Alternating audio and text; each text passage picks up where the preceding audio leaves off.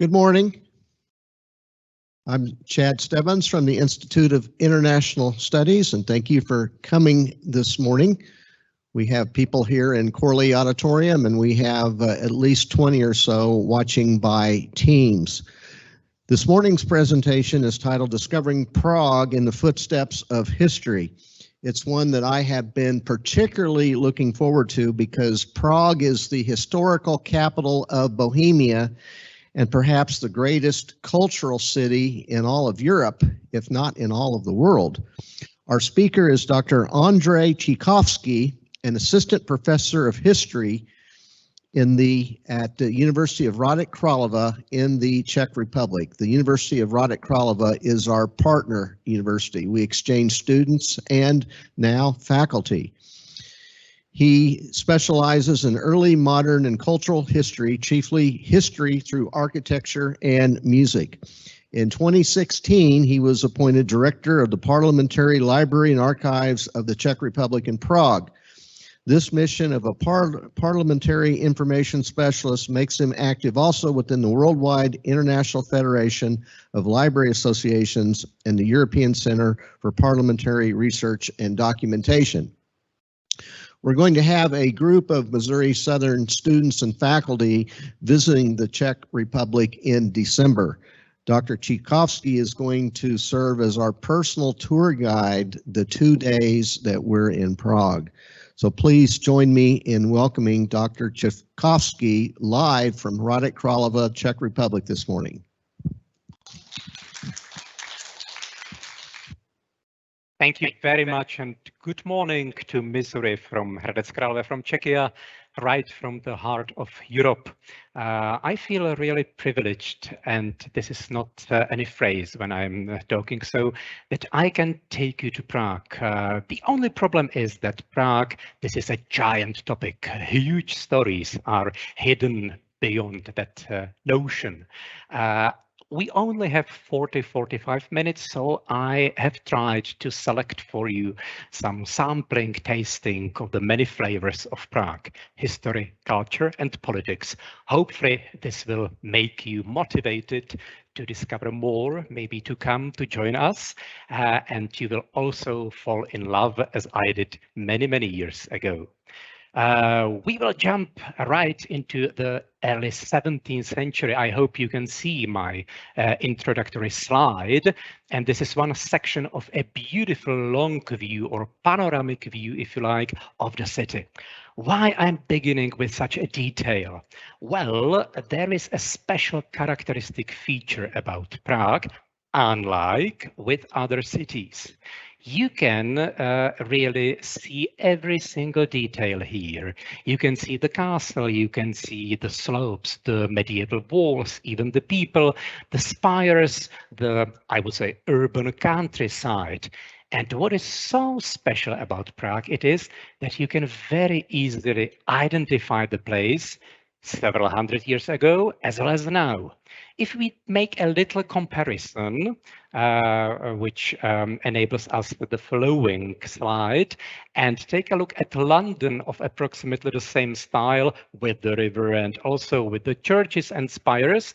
And then if we realize that London and other huge cities and capitals are changing its shapes, or their shapes, sorry, and their atmosphere every century, every decade, every year. And then when we go back to Prague, which is now again, I hope you can see, you can now understand what I meant, that Prague is simply intact. Prague always has been the residential place of the rulers, of the political power, of culture. The focal point of spirituality, of religion was always there. And now this is not eclipsed by any modern architecture. Of course, I'm not saying that Prague is not a modern city, but I want to say that Prague remains intact, its urban historic structure. And this I find very valuable. You know the situation very well, landing, being on the plane board, anywhere, you know, if you take Europe, for instance, in Frankfurt or in London, or even in the former, politically speaking, Eastern Europe, like Warsaw, for instance, you can see the downtown, or you can see the skyscrapers.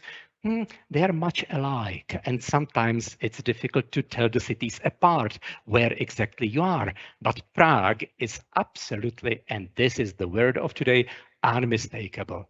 The castle is there, the churches are there, the roofs as they were centuries ago, which is of course fantastic.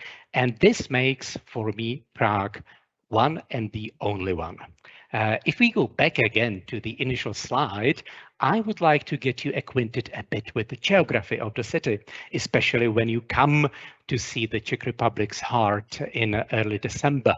So the main edifice to the right of this beautiful etching or engraving, it's the castle, it's the residential place.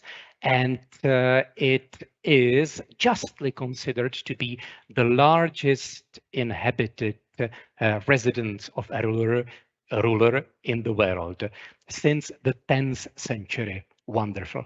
At the same time is the spiritual center. You can see the cathedral. We will talk a little bit about the cathedral. So this is Prague, what it looked like in 1606. And underneath castle, you can see houses and market square and palaces and churches. And then in the beginning of the 17th century, they were crammed with people from all over Europe because Prague was the residential city of the emperor of the Holy Roman Empire, which means many Italians, many Hungarians, Spaniards flocked together, artists, we will talk about them briefly. So you can imagine Prague as cosmopolitan place with special districts like we have now in cosmopolitan cities. So Little Italy, maybe Little Toledo, little German quarters and others. If we move on, we have already seen London, and now we can see Prague Castle, what it looks like now with the so-called lesser quarter or the little town of Prague beneath the castle. We can continue with the long view. So I am really taking you to the beginning of the 17th century, and you can see the important element of the city and its characteristic feature, and this is the river in the middle. The river called either Vltava in Czech, if you want to try some Czech pronunciation, or Moldau, Moldovia, Moldava, simply derivated versions of the Slavic name. And this makes Prague a perfect scene for history and also for artists. Imagine the center which is spread over both banks of the river, which is rather broad, then the beautiful bridge, and then on one side the castle. We saw a moment ago to the right hand, we see the old town, and then the city was spreading farther already in the 14th and 15th century. So another notion I'm introducing to you, this is the Protava River. You will definitely have a chance also to get acquainted with the famous music composed by the Czech national composer Bedřich Smetana, who celebrated the river, and he was not the only one. So without the river in the middle, it would not be the same Prague, of course. And then the bridge. Everyone is interested in the history of the bridge, for it's one of the oldest surviving medieval stone-built bridges of Europe. It must have been such a pride of the country. Imagine stretching over more than 500 meters. It's called Charles Bridge after another ruler I'm going to mention. And what's interesting about Charles Bridge, this is the date, and as you can see in the brackets, I included the date 1357. This is the date of its foundation, or when the cornerstone was tapped. But the question you might ask now is, why is someone highlighting and stressing a date of the foundation of some bridge in Central Europe? You know, Prague is also a magic city with a special magic power. And if you read the numbers of the foundation, you can recognize that these are odd numbers, 1, 3, 5, 7, ascending up. So one is missing. This is 9. And then we can go down again, descend with 9, 7, 3, 5, 1. And now we can easily remember the date, the minute precise date of its foundation. It was the year 1357. The 9th day of the 7th month, which is July, I hope, then at 5 o'clock and 31 minutes in the morning. This is please not a joke. This wants you to turn your attention to some mysticism, which is also linked to Prague. So this date is one of the proofs that there are many secrets behind and that there is much to discover. And I'm sure you will astonish everyone if you, after this presentation, remember such a precise moment and minute and second of the foundation of Charles Bridge somewhere in Europe in the 14th century. We moved a little bit to the south and we can see the so-called New Town, and you can now really realize how large the city was already in the medieval era. The New Town was planned and founded in the year 1348, and to the right that is the very end of the city, linked with the wall, classic fortification with the crenellation. And this is a little headland, rocky headland over the river. This is a mythical place called High Castle. We can put it into English really, literally, word by word. This is called High Castle or Vyšehrad, and this is where all the legends about the foundation of Prague, about the arrival of Bohemians, about the mythical princes and prophets took place. So you have many places to talk about and to discover.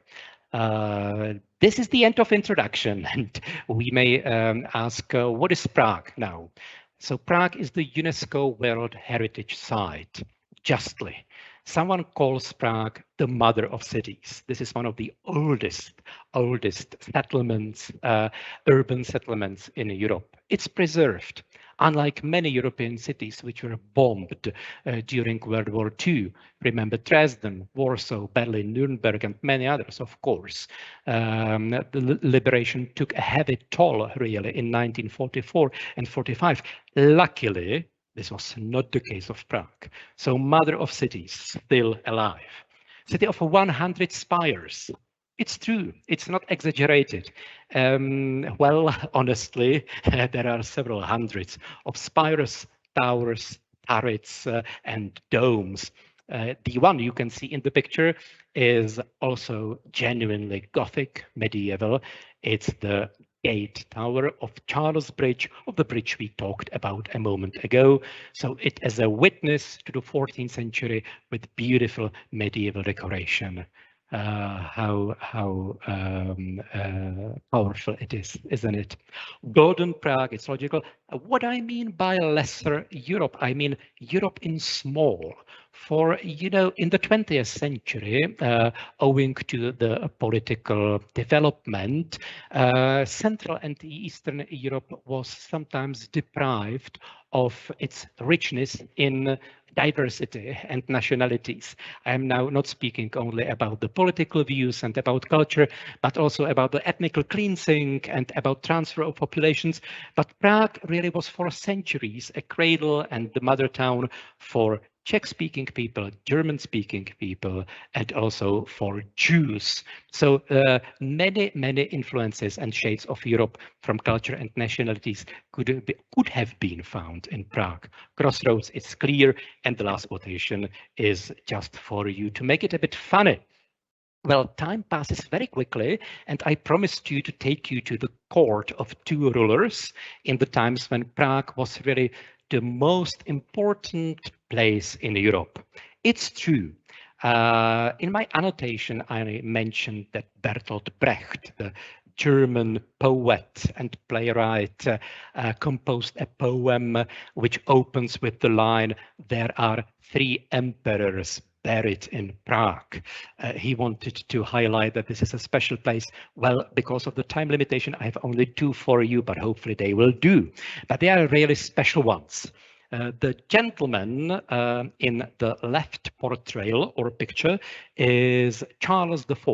So we can see the medieval ruler of Western Christianity, or if you want, of the Western Christendom.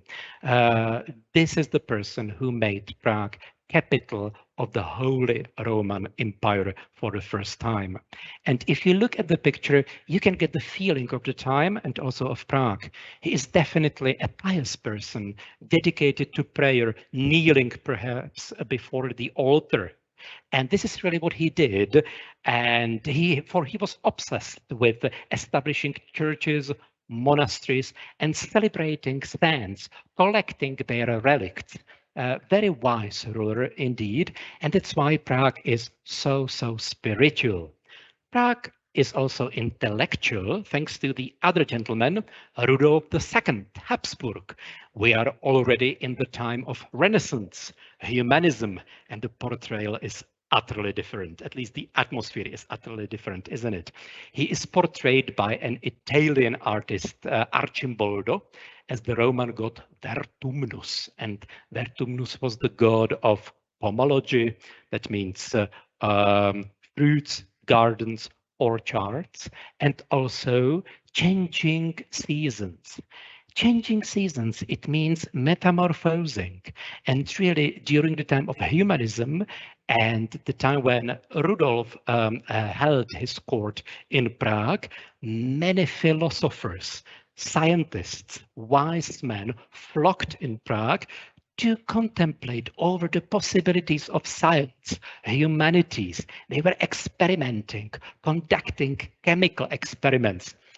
Fascinating time, and I think that the idea of transformation and searching for other dimensions which are somewhere there beyond is perfectly conveyed with this very picture. So let's go on and let's visit the time of the first gentleman, Charles IV. So this means Gothic. If I say Gothic in Czech, it only refers to the architecture. If I say Gothic in English, if I'm not mistaken, it also associates some atmosphere, perhaps a bit gloomy atmosphere, bleak even, Gothic. Well, Gothic was not black and white at all, and here you have a proof. You can go to Paris to see Saint-Chapelle, the beautiful church full of light and stained glasses. We have here this wonderful mosaic, which links Prague to the culture and artistry of Italy, the artistry of Mediterranean area. And this is really the largest exterior mural mosaic in Central Europe. It consists of 1 million pieces of glass, and the glass conveys more than 80 different shades of colors. It's fantastic. It's the last judgment scene, the doomsday, and it was the entry to the cathedral, to the most sacred place of the kingdom. And the rendition is simply fantastic. So this is one special place from outside and now from inside. This is the chapel of St. Wenceslas, as we call, or Václav in Czech, who is the patron saint of Bohemia. And this is partially his shrine. And now you are ushered into an intact, genuine Gothic interior, which has been untouched since the 14th century. Think that over 230 gems are inlaid in the walls. The price is simply incalculable. The Gothic frescoes cover more than 80 square meters. It's really the sacred crossroads of the country, and it's still here. So when we say Gothic, we do not necessarily have to limit ourselves to England or to the Gothic cathedrals of France, but we can also go to Prague and see those places. Something very special for you, and I'm very, very proud of this. Medieval religious mysticism, just a little hint for you will arrive, some of you. Can you see the aerial view of the city center? This is the left-hand picture, and then the plain map. This is the right-hand picture. This is a plan of 5 churches which were established by the Emperor Charles IV within the walls of New Town of Prague in the 14th century. And it can't have been by chance that they are so, or the distances are so regular. So it's really a cross, you know, 4 churches in the corners and 1 in the middle. Can't have been by chance. But what mission they shall convey, I can't tell you. Should it be resembling heavenly Jerusalem, you know, biblical associations, or maybe some special blessing from above? Who knows? It remains revealed, but I think it's really very, very interesting. Okay, let's skip to 100 centuries ahead to the 16th century, to the time of humanism and Renaissance. And I have a building which looks a bit humble, maybe even plain, but to me it's a perfect embodiment of the time and of the importance of Prague in the 16th century. I spoke about the court of the emperor, who could be called the emperor collector, you know. It is him who was portrayed as the Roman god of vegetables and fruits.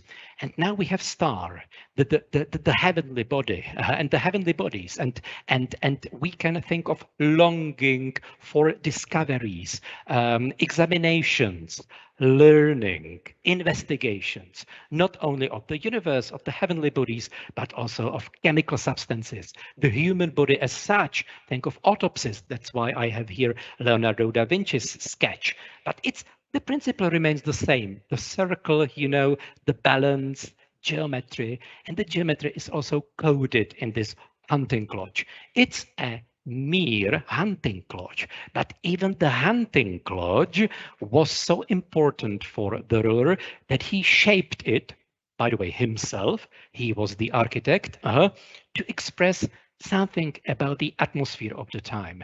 Simply astronomy, astrology, investigation, and maybe much more, which we can't understand.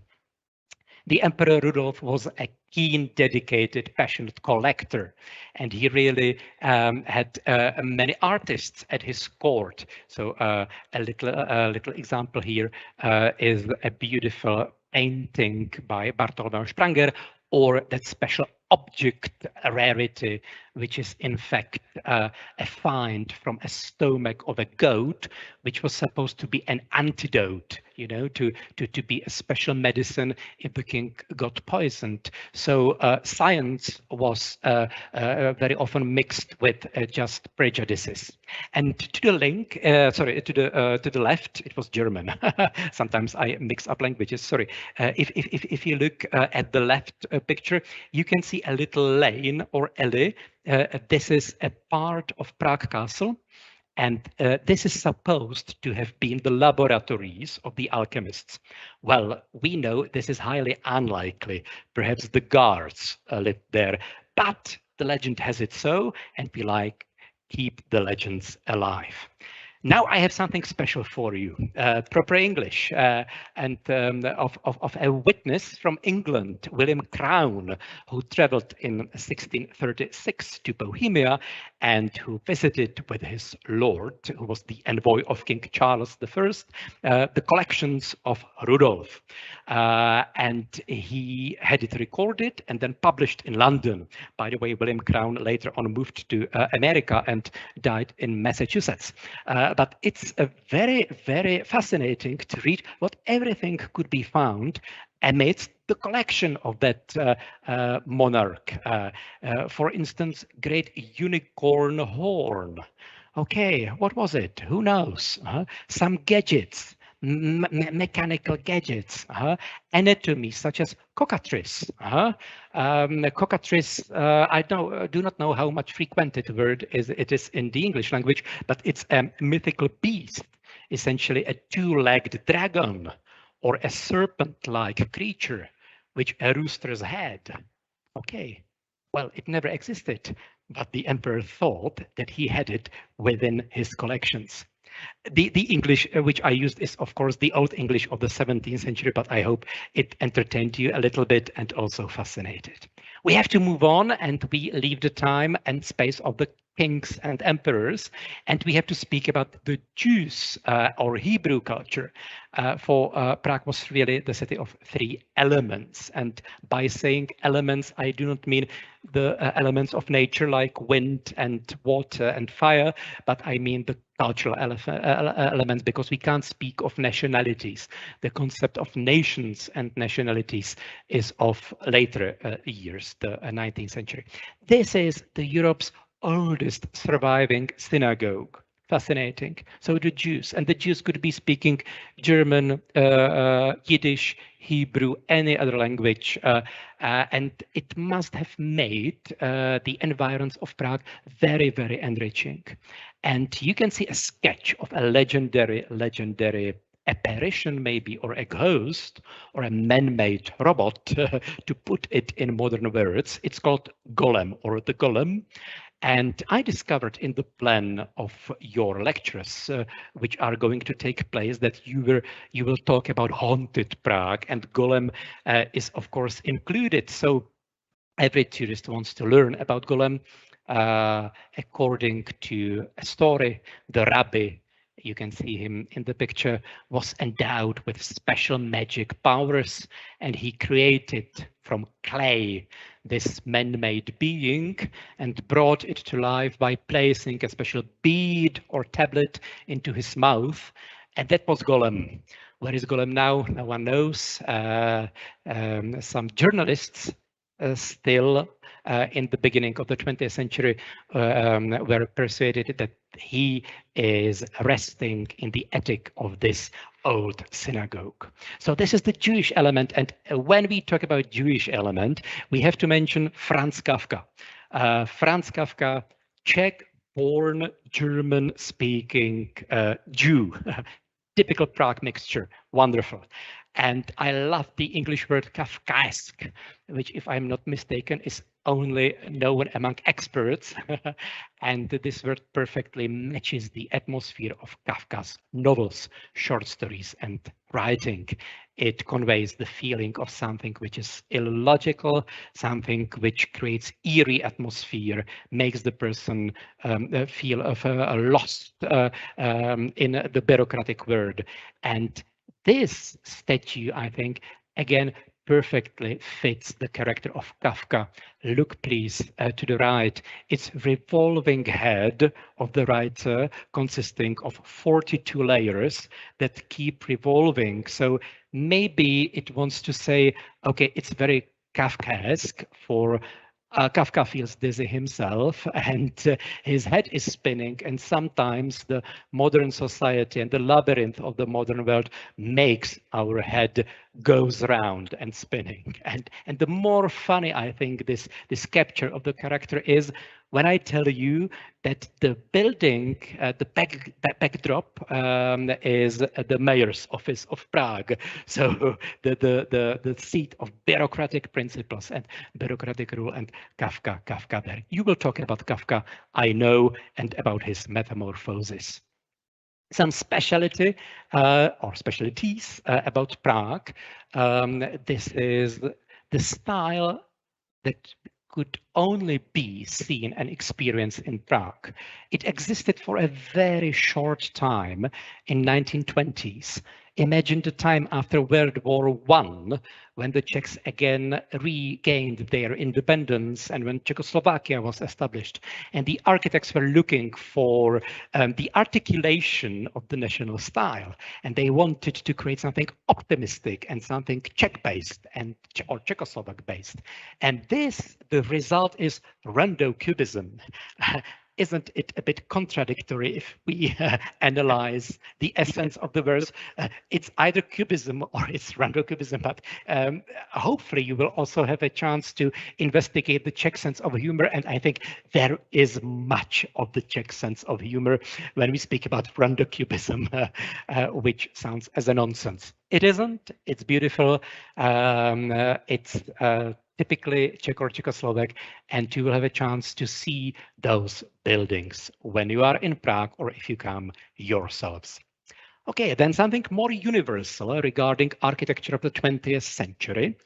And this is a villa, a family house, planned and built by Adolf Loos, German-speaking architect and designer, but born in the territory of the Czech lands. Again, the interconnection is fantastic. And this is Villa Müller. From outside, it looks a bit plain, even unstimulating, a common building, but it is the interior that matters, you know. This is one of the most innovative ideas regarding the architecture of the 20th century. And this is the space planning. For Adolf Loos didn't work with plans and corridors and square meters. He worked with spaces, and the inner space is really interconnected and ever-changing, very different. And the outer facade is just a shell. For, as he said, I do not design the house for passers-by. I do it for the owner, for the possessor. So this is the interior that matters. And this idea was really revolutionary, and I think he was a genius. So this is Villa Müller, and the so-called Raumplan. It's a German word which means space planning. So no longer two-dimensional plans, but in 3D, please. We are doing space planning.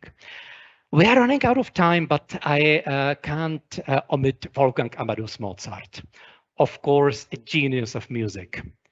Everybody likes Vienna. Everybody knows Salzburg, beautiful birthplace of this prodigy musician. However, not much is left from the buildings where he dwelt, where he really was active. The left picture shows you the theater in which he conducted Don Giovanni, the best of his operas, definitely, composed in Prague. And the beautiful villa was his retreat when he was really, really enforced to finish the overture to Don Giovanni the very day of the first night premiere. I have to share with you the story. I think it's known, but once talking about Mozart, I have to do it. The musicians were pleading with him, saying, okay, we do not have the score. The night is nearing. How shall we play the overture? It's not ready. And Maestro was responding, of course it's ready. Where is it then? In my head. and it really happened that after all, he put it on the paper, and Don Giovanni was a great success. So this is Mozart. Some political events. 5 minutes and we are done. But of course, Prague was not only a place of flourishing culture and science. I have to be frank with you. Also, being at the crossroads of Europe, a place where important and not always positive deeds happened. And since the United States of America have a lot to do with the Protestants and Catholics and with their disputes at the beginning of its foundation, I can't skip the 30-Year War, the first global conflict between Catholics and Protestants, which sparked in Prague. You can see the engraving depicting precisely the trial with the Catholic governors, and the trial was conducted in the Czech way. And the sentence was, throw them out of the window. It really happened. So the window you can see in the second picture, this was the Bohemian Chancellery, is one of the most fatal windows of Europe, for this is where the 30-Year War began.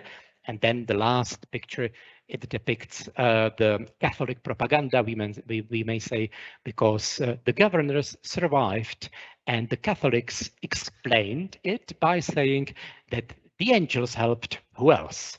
So this is the 30-Year War, which opened and ended in Prague.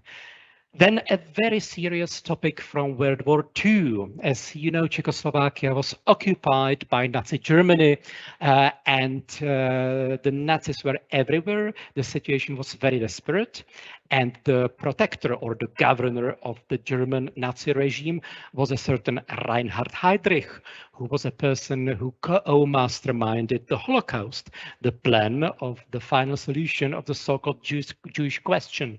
And he was the governor of Prague, and the Czechs decided to eliminate him, and they succeeded.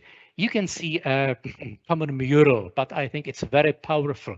It's flanking the street, and you can see towards the end of the wall the paratroopers jumping from the plane coming from Great Britain, where the paratroopers were trained, then getting their plan ready, plotting, coming with the bike, and finally the German car with SS sign coming with the red head of the villain, and they really eliminated him, assassinated.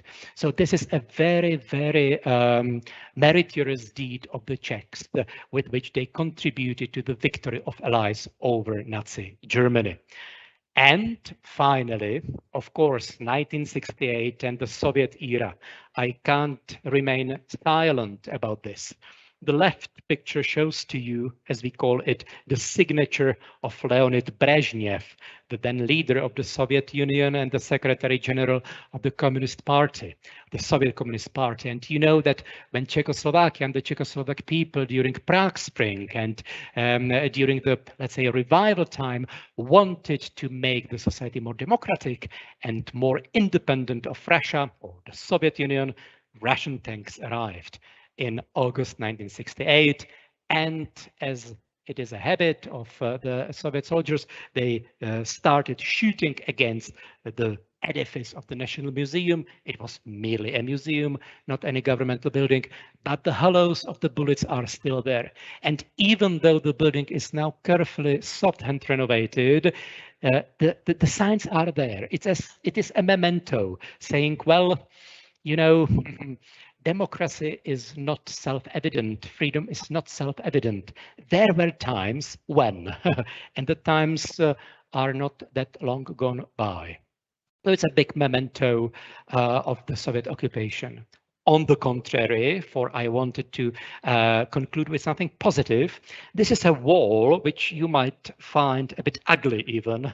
It's called John Lennon's wall, and it was the articulation of freedom, of longing for freedom since 1970s. When I say 1970s in Czechoslovakia and in Prague, it means socialism, communist oppression, no freedom of speech, no human rights. So people, especially after Soviet occupation, so you can see the link between the two pictures, were trying to smuggle into the open space, the shared space, public space, any message of hope, maybe a piece of poetry, a sign of love, of freedom, simply to smuggle the Western values into the streets of Prague.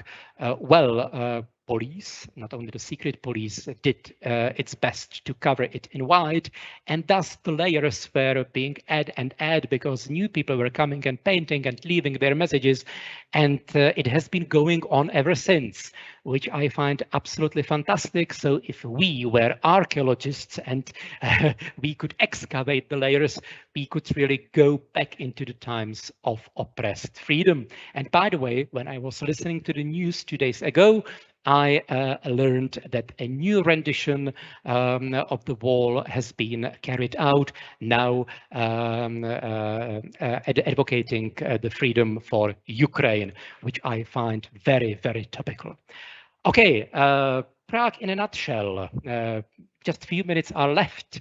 I wanted to highlight the most important issues, phenomena. There are many more, and I will be happy to answer your questions, to welcome you in Prague, or to stay in contact per email, whatever you like. Thank you for being interested in this very intriguing place.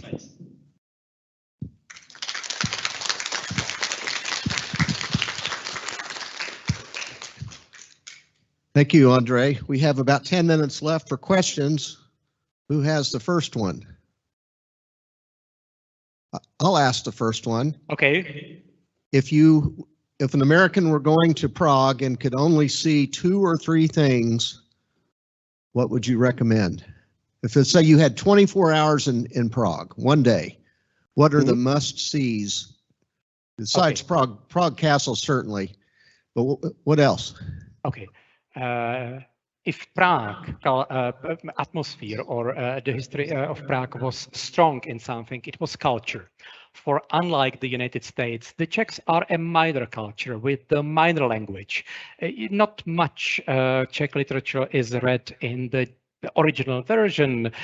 We had to try really not twice, but 5 times as much as the other nations during the revival. And I think this is Czech culture. The Czech culture of the 19th century, which is articulated in music, in drama, in paintings. So I would take you to museums and I would take you to the National Theatre, for it's a fantastic story. A little comparison, for we, the scholars, like making comparisons and following comparative studies. In Budapest, for instance, in the capital of Hungary, the main edifice that attracts the attention of people is the parliament. The intention was of the Hungarians to top the Parliament of London. And this is the building which was built in the 19th century. And what is a parliament? This is about political representation, about the statehood. You can't find parliament in Prague, almost, for we were not independent. I say we, sorry, I'm a bit very personal, but one of the leading and most striking features in the skyline of the city is the National Theatre. So where parliament stands on the bank of the river in Budapest, we have on the bank of the Protava River the National Theatre, for what was politics for the Hungarians, was culture for the Czechs, either the opera or a drama. So I would like to share with you the story of Czech culture and the Czech survival strategy through the culture and education. It was only one place more. You asked me for 3, perhaps. Right. Okay. And then, surprisingly, I don't know how much it was evident from my presentation, but Prague really occupies a bit dramatic valley. So we have some hills and slopes. That means there is much greenery within the city. So I would take you to the park to enjoy something different and also a free space, which is not self-evident in the downtowns, is it? So wouldn't you take us to Charles Bridge so we could see the hundreds of souvenir vendors lining all the sides? I will try to warn you not to not to be bothered by all the baskers selling their souvenirs there, even though they might be nice. But I will take you somewhere for genuine quality products shopping. But of course, Charles Bridge will be included. And everything is manageable on foot, by the way. I agree. I find Prague to be a very walkable city. Easy to find your way around. It is. Questions from the audience?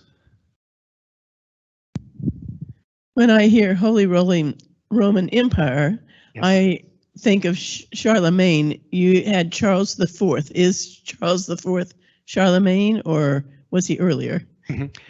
Thank you for your question. I admire your knowledge. You perfectly pinpointed the essence. Really, the Holy Roman Empire was an attempt to renew a universal realm in Europe. There was the Byzantine Empire, which was the Eastern Christendom, and the Holy Roman Empire. It was supposed to be the Western Christendom. And really, Charlemagne was the first one. So if we count one by one, we will reach Charles IV. So there were 2 more in between.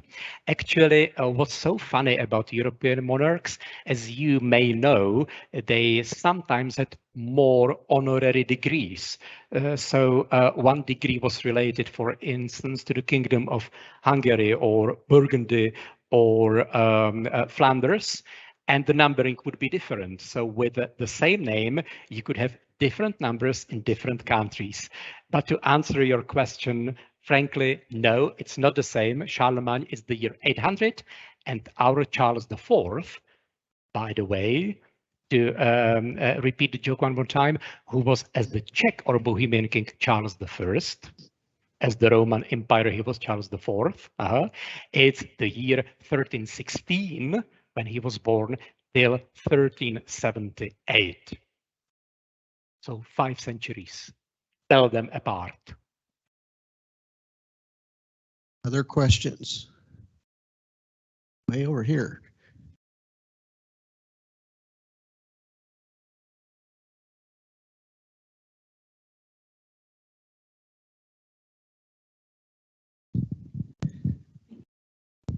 Hello. I don't remember if you mentioned this or not, but are you still able to see Emperor Rudolph's collection?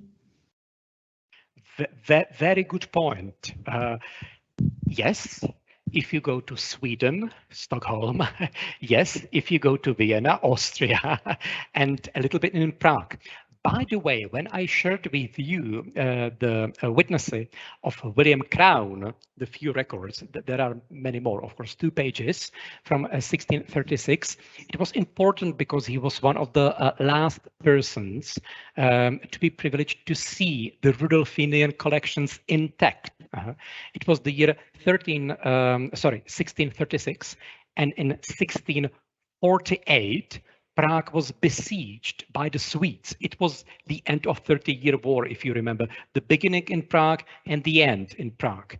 And the Swedes really came with a with a list of precious objects, which was carefully prepared by the Swedish Queen Christina. And Christina knew what everything was included in the collections of the emperor. And they took the best to Sweden, but they look after, I would say, Czech produced pieces of art. And for instance, the largest book of the Middle Ages, was made in one monastery in Eastern Bohemia, when I'm sitting now, and it was a part of the collections. It's called the Devil's Bible, because there is a huge the depiction of a devil, and it's supposed to be the hugest parchment-made medieval book of Europe. So it was taken to Sweden, and now it's a part of the famous Uppsala University Library collections. So much of it is still left, but not in one place and not in Prague. Anyone else? Well, all that touring and walking around Prague makes me hungry.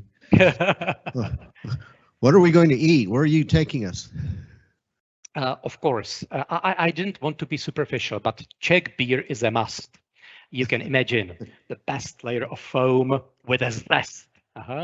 Really invigorating drink for the Czechs and for the guests, also for you. So we will perhaps go to some craft brewery, maybe into a monastery of Břevnov or to other monasteries, for the monks are good brewers.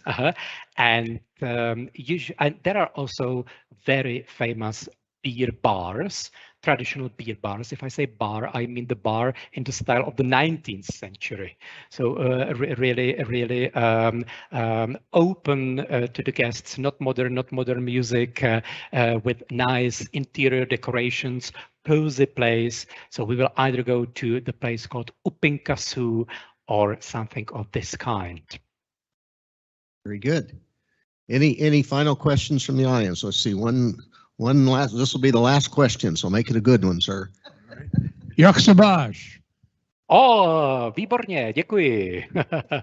It was, how are you in Czech? That's the only Czech I know from my grandmother.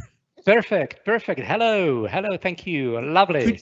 Could you say a little about the Czech sense of humor compared to the American? Because a good Solderschweck or Spiegel, you know who they are. Yes. Could you speak on that? I can't judge the Americans, you will understand. But the Czechs, yes, I think the Czech sense of humor, and this is a huge topic again, I think it developed as a sort of survival strategy. You know, Bohemia, Moravia, or now Czechia, the western part of Czechoslovakia. It was the buffer territory, do you say, or buffering territory between the German West and Russian East, and so on and so forth. Every now and then, you can imagine Central Europe changing identity every decade. And I think that the Czechs didn't have the other chance but to cope with the situation. You can't fight when you are small in numbers. Well, you can try, but not for a long time. So maybe a sense of humor, which is a bit, you know, biting, going under the skin, some sort of self-deprecating, cynical a bit. I think it developed in this way. It's the sense of humor that helps us to go ahead and to cope with troublesome situations. And the Czechs say that if someone understands the Czech sense of humor, then he really understands the Czech soul. Maybe we shall include a lecture on the Czech sense of humor, or we can organize something concerning this issue during your stay in Prague. So it's my explanation of the origin of the Czech sense of humor, which is sometimes difficult to understand. It's actually making fun of the Czechs themselves. It's ironic. Very often ironic and biting, a bit biting, but wrapped up in a polite way. Polite package. Thank you, Dr. Tikovský. That was a very enlightening presentation. Let's give him one With final pleasure. round of applause. Thank you. And some of us will see you in Prague in about 3 months. Have a good weekend. I am ready. Thank you. Have a nice Friday. Good day from Czechia. Thank you.